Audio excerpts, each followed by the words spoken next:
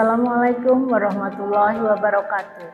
Salam sejahtera untuk kita semua. Perkenalkan, nama saya Pindo Asti, SPC MM, dosen mata kuliah Perilaku Organisasi pada program studi S1 Bisnis, Fakultas Studi Akademis Universitas Sains dan Teknologi Komputer Semarang. Video ini dibuat untuk melengkapi syarat sertifikasi dosen tahun 2026, yaitu merupakan pernyataan diri dosen dalam unjuk kerja Tridharma Perguruan Tinggi di bidang pengajaran.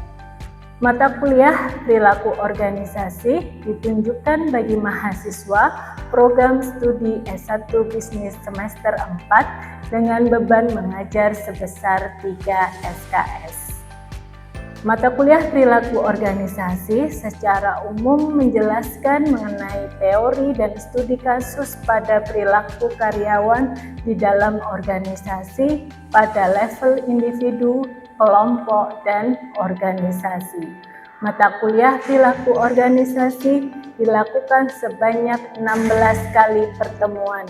Proses pembelajaran memakai Learning Center Learning dan analisis studi kasus secara komprehensif agar mahasiswa dapat saling berdiskusi mengaitkan teori dengan fenomena organisasi pada saat ini. Mata kuliah Perilaku Organisasi ini membahas tentang yang pertama, konsep dasar perilaku organisasi. Kedua, dasar-dasar perilaku organisasi. 3, kepribadian. 4, emosi dan suasana hati. 5, persepsi dan pengambilan keputusan. 6, teori motivasi. 7, nilai sikap kepuasan kerja. 8, dasar-dasar perilaku kelompok. 9, memahami kerja tim. 10, kepemimpinan. 11, kekuasaan dan politik. 12, konflik. 13, negosiasi. Dan yang terakhir 14, budaya organisasi. Buku referensi yang digunakan dalam perkuliahan ini berjudul Organizational Behavior, karya Robin dan Judge. Tahun 2017 diterbitkan Salemba 4. Mata kuliah ini juga mendukung capaian pembelajaran atau CPL program studi antara lain 1. Lulusan menguasai konsep perilaku organisasi meliputi perilaku individu, kelompok, kepemimpinan, motivasi, konflik, dan budaya organisasi. 2. Lulusan mampu mengambil keputusan secara tepat dalam konteks penyelesaian masalah di bidang keahliannya berdasarkan hasil analisis informasi dan data penelitian. Yang ketiga, lulusan mampu menganalisis dinamika perilaku organisasi dan memberikan rekomendasi intervensi manajerial untuk meningkatkan efektivitas organisasi. Adapun capaian pembelajaran mata kuliah atau CPMK yang akan dicapai meliputi yang pertama, mampu menganalisis perilaku individu, kelompok, dan organisasi dalam konteks manajemen bisnis dengan pendekatan logis, kritis, dan sistematis. Yang kedua, mampu mengaplikasikan teori-teori perilaku organisasi, yaitu motivasi, kepemimpinan, konflik, negosiasi untuk memecahkan masalah manajerial nyata berdasarkan analisis informasi yang relevan. Yang keempat, mampu merancang strategi peningkatan efektivitas organisasi berbasis analisis perilaku termasuk intervensi terhadap budaya, kekuasaan, dan dinamika kelompok. Dan yang keempat, mampu menyajikan hasil analisis perilaku organisasi secara tertulis dan lisan dengan etika akademik, komunikasi efektif, dan sikap profesional. Untuk komposisi penilaian mata kuliah perilaku organisasi meliputi tugas sebesar 20%, kemudian ujian tengah semester atau UTS sebesar 30%, ujian akhir semester atau UAS sebesar 40%, presensi atau kehadiran 10% dengan toleransi keterlambatan minimal 75%. Selanjutnya saya akan menampilkan cuplikan video perkuliahan mata kuliah perilaku organisasi. Selamat menyaksikan video pembelajaran ini, semoga bermanfaat bagi kita semua. Terima kasih. Assalamualaikum warahmatullahi wabarakatuh. Selamat siang, gimana kabarnya hari ini? Hari ini kita akan membahas mengenai teori motivasi. Sebelum kita masuk ke teori intinya,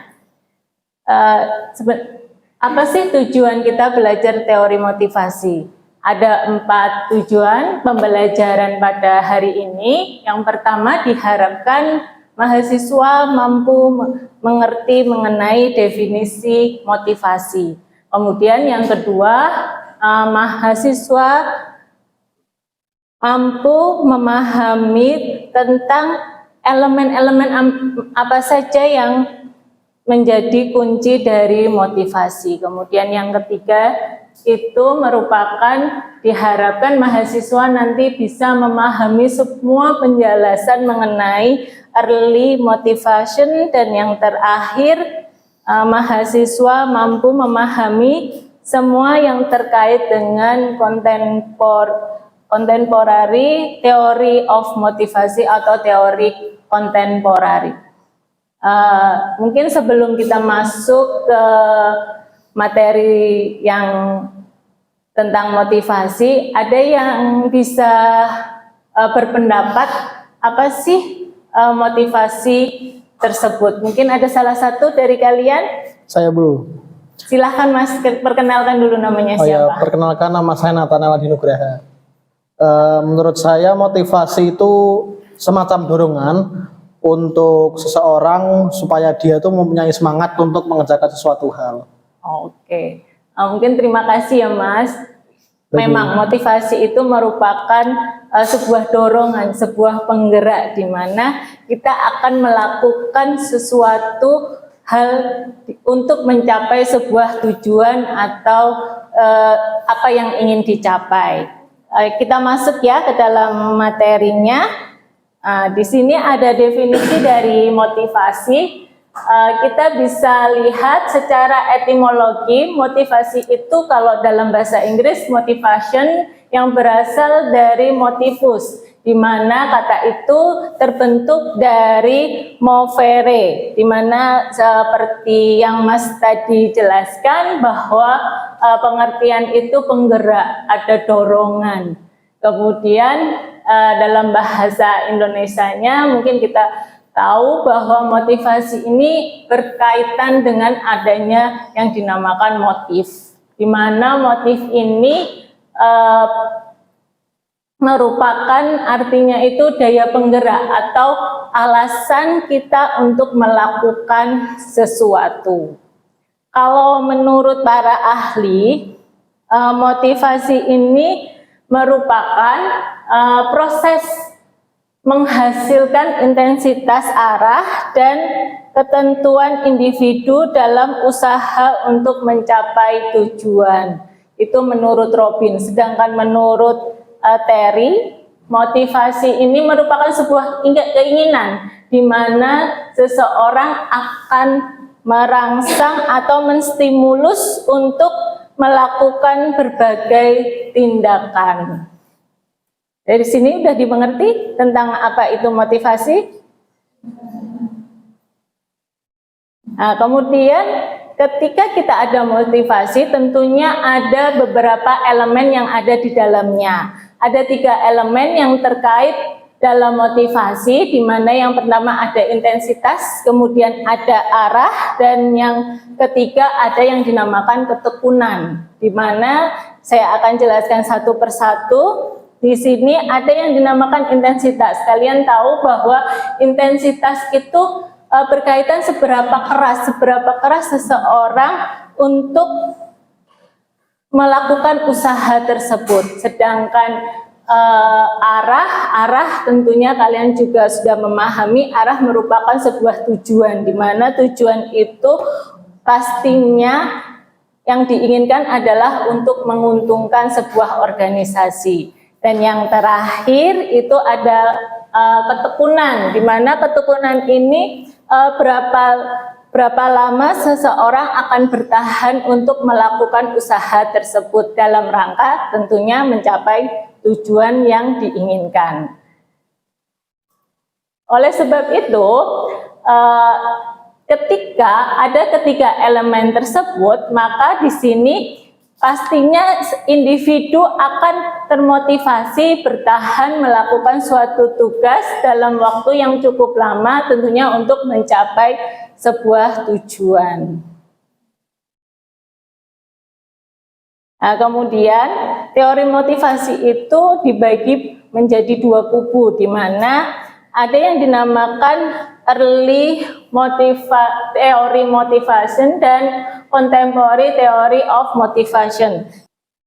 Nah, ini jelaskan kalau early motivasi ini ada beberapa teori, di mana mungkin kalian juga udah beberapa teori ini kalian dengar, udah familiar juga.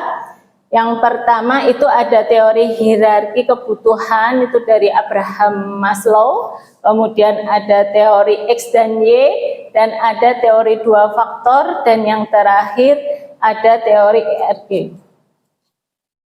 Nah, ini dijelaskan satu persatu. Di mana di sini ada yang dinamakan teori kebutuhan, di mana teori kebutuhan ini dari Abraham Maslow. Beliau merupakan salah satu tokoh di psikologi perkembangan yang ada di Amerika Serikat, di mana dia menjelaskan mengenai bahwa motivasi ini terbentuk dari beberapa hierarki atau kedudukan hierarki, di mana teori kebutuhan dari Maslow ini mengikuti teori jamak yang di mana seseorang berperilaku dan bekerja karena adanya dorongan untuk memenuhi berbagai macam kebutuhan. Jadi dalam teori Abraham Maslow ini dia mempunyai beberapa hierarki, di mana nanti ketika seseorang melakukan sesuatu itu berada dalam di level yang mana, seperti itu. Nah, ini dasar dari teori kebutuhan Maslow ini ada 3. Yang pertama, manusia adalah makhluk sosial yang berkeinginan untuk selalu menginginkan lebih banyak lagi dan berhenti tidak jika akhir hayat tiba, di mana kita sebagai manusia pastinya mempunyai banyak sekali keinginan, dan keinginan itu tidak berkurang tetapi terus bertambah, bahkan akan berhenti jika sudah meninggal atau akhir hayatnya. Kemudian ada juga yang kedua, suatu kebutuhan yang telah dipuaskan tidak menjadi alat motivator bagi pelakunya, tetapi hanya kebutuhan yang belum terpenuhi yang akan menjadi motivator. Jadi kan tadi individu pasti mempunyai suatu kebutuhan-kebutuhan yang bahkan tidak ada akhirnya, tetapi kebutuhan ini akan kebutuhan ini akan dipuaskan. Kebutuhan yang sudah dipuaskan itu dia tidak akan menjadi motivator. Tapi berbeda lagi ketika kebutuhan itu belum terpuaskan, maka dia akan menjadi sebuah motivator atau sebuah motivasi untuk bisa memenuhi kebutuhan tersebut. Kemudian yang ketiga, kebutuhan manusia tersusun dalam suatu jenjang atau hierarki. Yang seperti yang saya jelaskan dari awal, bahwa Abraham Maslow ini mengkategorikan kebutuhan dalam sebuah hierarki. Ini hierarki dari Abraham Maslow. Nah, Ada 5 hierarki dari Abraham Maslow. Dari yang paling bawah yaitu psikologikal atau fisik, kemudian ada keamanan dan keselamatan, kemudian kebutuhan love atau rasa kasih sayang, kemudian ada yang dinamakan kebutuhan akan penghargaan, dan yang terakhir ini yang paling tinggi yaitu kebutuhan akan aktualisasi diri. Ini satu persatu akan saya jelaskan di mana tingkat paling dasar dari kebutuhan manusia menurut Abraham Maslow itu adalah untuk memenuhi kebutuhan fisiknya, untuk memenuhi kebutuhan dasarnya, di mana kebutuhan dasar ini pastilah kalau kita tahu bahwa kita mempunyai kebutuhan dasar, yaitu sandang, papan, pangan, seperti dan kebutuhan lainnya. Intinya adalah untuk memenuhi kebutuhan secara ragawi. Kemudian yang kedua, di level kedua atau hierarki kedua, ada yang dinamakan kebutuhan keselamatan atau kebutuhan atas keamanan, di mana setiap individu itu merupakan dia mempunyai kebutuhan untuk dilindungi, untuk keamanan dari rasa bahaya atau ancaman. Kemudian yang ketiga ada yang dinamakan kebutuhan akan kasih sayang, di mana ini adalah kebutuhan antara cinta kasih, kepuasan dalam menjalin hubungan dengan orang lain, kelompok, dan rasa kekeluargaan, di mana di sini juga kebutuhan akan individu untuk diterima di lingkungannya, baik dari rekan kerja, dari teman, tetangga, dan keluarganya. Dan yang keempat merupakan kebutuhan akan penghargaan. Di sini di dalam bagian ini kebutuhan akan kehormatan diri dan berpartisipasi. Dan yang terakhir ini yang merupakan hierarki yang paling tinggi, di mana ketika seseorang berada dalam aktualisasi diri, di mana dia menyelesaikan pekerjaan secara kreatif dan dalam mengembangkan diri. Jadi semakin tinggi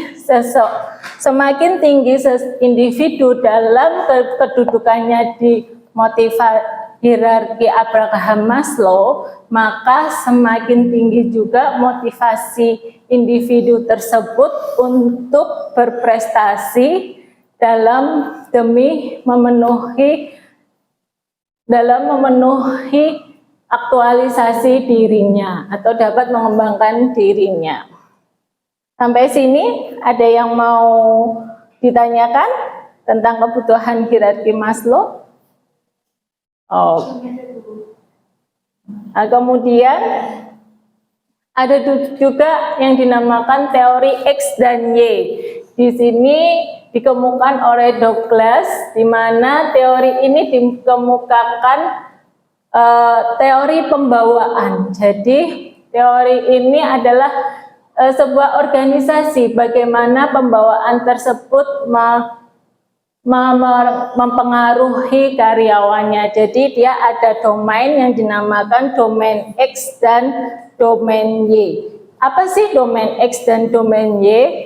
Jadi kalau domain X itu dia itu pembawaannya otoriter, sedangkan yang domain Y dia adalah partisipatif. Kemudian dalam teori X ini dia itu menganggap bahwa mereka itu cenderung kurang termotivasi dalam melakukan pekerjaan, bahkan tidak menyukai apa yang sedang mereka kerjakan. Jadi dalam teori X ini, individu dalam suatu organisasi ini cenderung dia malas, tidak mau diberi pekerjaan atau tanggung jawab, sehingga di sini dia akan cenderung kurang termotivasi. Berbeda dengan yang dinamakan teori Y, di mana teori Y ini dia cenderung optimistik. dan dia melihat pekerjaan mereka itu merupakan suatu yang menantang. Jadi dalam teori Y ini dia orang yang mau diajak bekerja sama, dia yang mau diberikan tanggung jawab, bahkan dia menyukai apa yang dia kerjakan. Kemudian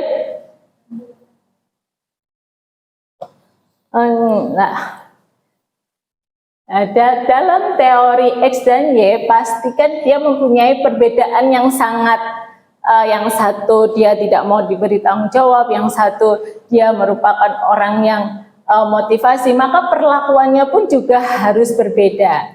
Jadi untuk teori yang tipe X, di mana di sini manajemen menggunakan pendekatan reward dan punishment.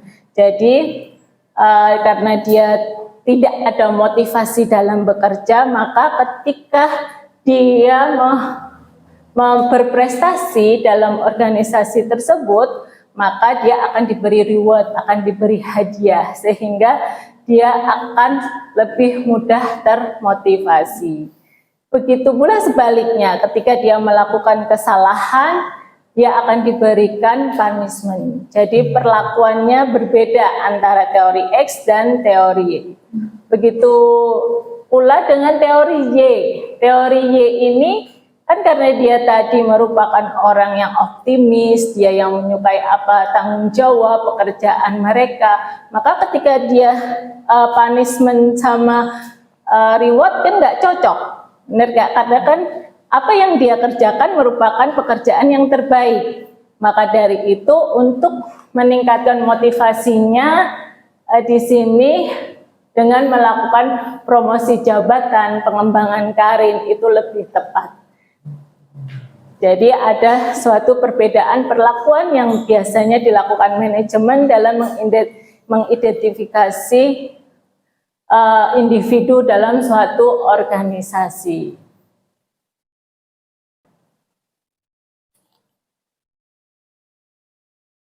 Yang pertama, kita masuk pada teori kebutuhan, di mana teori kebutuhan ini dikemukakan oleh David, di mana dia merupakan profesor bidang psikologi di Universitas Wesleyan USA.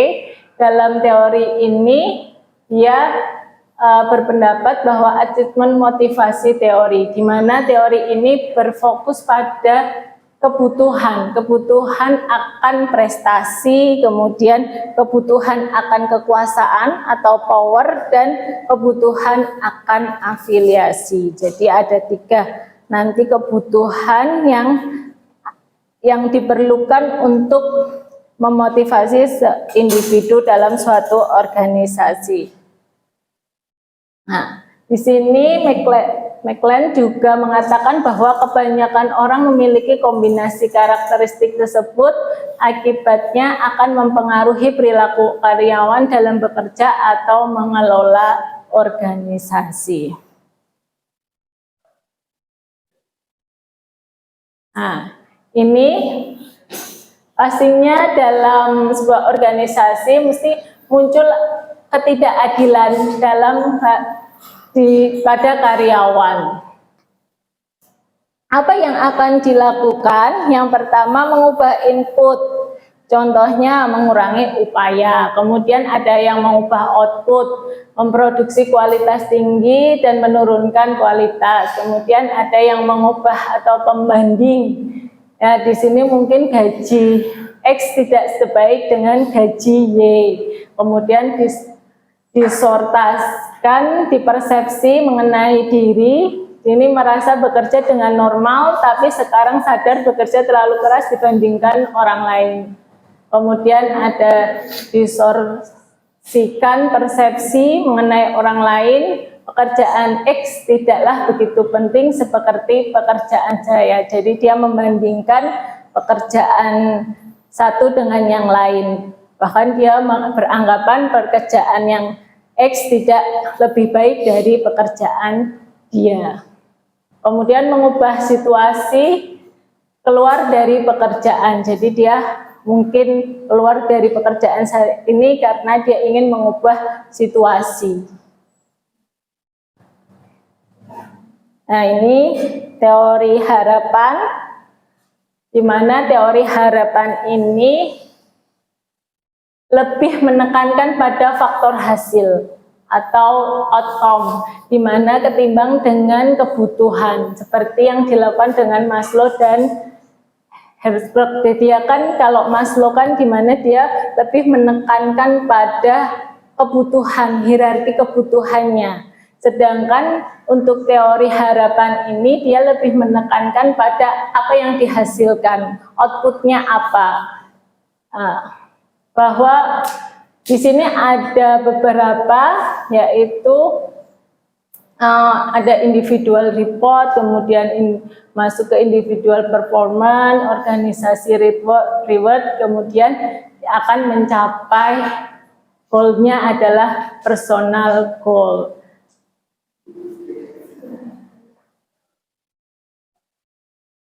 Kita sudah sampai yang terakhir, di mana ini ada kesimpulan bahwa motivasi adalah daya pendorong. Dia adalah dorongan dari keinginan agar terwujud dan menguatkan ambisi, meningkatkan inisiatif, dan membantu dalam mengarahkan energi kita untuk mencapai apa yang diinginkan. Jadi intinya motivasi ini adalah dorongan, keinginan, di mana untuk membantu mengarahkan energinya dalam mencapai sebuah tujuan atau keinginan. Motivasi ini tentunya diharapkan akan membuat diri kita akan lebih maju dan mengambil langkah selanjutnya untuk merealisasikan apa yang diinginkan. Intinya motivasi ini merupakan dorongan untuk bagaimana kita bisa mencapai sebuah tujuan yang diinginkan. Oke, terima kasih. Ini udah selesai. Mungkin ada yang mau ditanyakan? Cukup? Oke, sampai bertemu lagi di pertemuan kita selanjutnya. Selamat siang. Wassalamualaikum warahmatullahi wabarakatuh. Waalaikumsalam warahmatullahi wabarakatuh.